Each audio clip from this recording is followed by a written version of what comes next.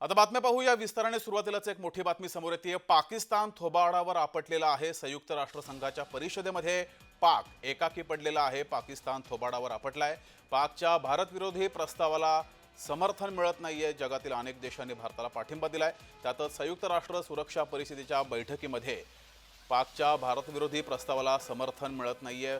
पाक त्यामुळे थोबाडावर आपटलाय. तर या घडीची एक मोठी बातमी समोर येते. पाकिस्तान हा थोबाडावर आपटलाय.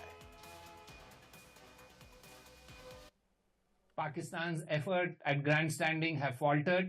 It has flopped. They're making the best of a bad bargain where they couldn't get any purchase among the 15 members.